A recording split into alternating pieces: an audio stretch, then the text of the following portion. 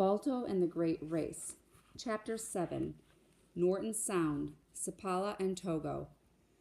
While Cassin's team waited restlessly in Bluff, and Nurse Morgan and Dr. Welch worked frantically in Nome, Sapala and his dog team were doing exactly what people had feared they might.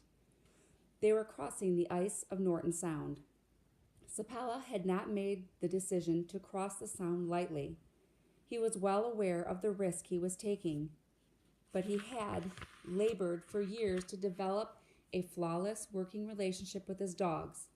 He knew that the dogs understood the ice could be dangerous. Togo, the lead dog, who had trained with Balto, had keen eyesight. His intuition was even keener. Sapala knew Togo would do his best to keep them off unstable ice. He also knew that Togo liked to run in a perfectly straight line. This was an unusual quality, and Sapala was grateful for it.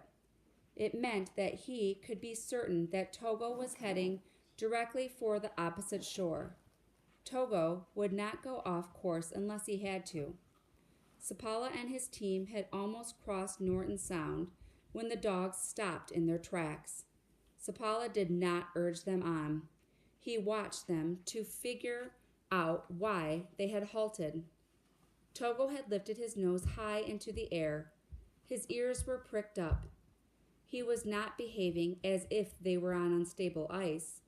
Trusting Togo's instincts, Sapala let him pull the sled in the direction he wanted. Soon, Sapala himself could see what Togo had discovered. Heading toward them over the ice was a team of dogs pulling a sled. On the back of the sled was a wooden crate. Sapala had not expected to meet up with the relay team so far west.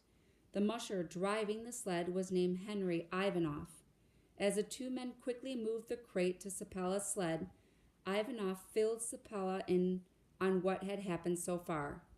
It had taken 17 relay teams to bring the serum to this point. The teams had made much better time than they had hoped. At his last checkpoint, Ivanoff had learned that a musher named Charlie Olson was waiting for Sapala in the town of Gullivan.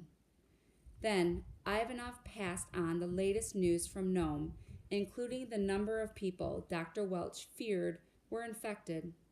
He also told Sapala that he must keep the precious serum from freezing. Filled with a new sense of urgency, Sapala turned his sled back in the direction of Nome. Again, he chose the shorter but more hazardous path across the ice to save time. Togo pushed forward with all of his strength.